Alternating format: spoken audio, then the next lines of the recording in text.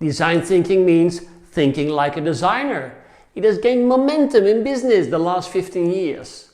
Design thinking as an approach itself has been slowly evolving since the 1960s. It's a multidisciplinary, human-centered approach that creates new value for the future. Design thinking has at least 3 activities. The discovery phase, by listening and observing. The idea generation phase, with creative techniques leading you outside the box to new ideas. And the prototyping and testing phase, where new solutions are worked out in prototypes and are tested with users to see what works and what doesn't work, and then to pivot it into something even better. Let's have a look at 3 design thinking models. Here's the 5-phase design thinking model of the renowned D School at Stanford University.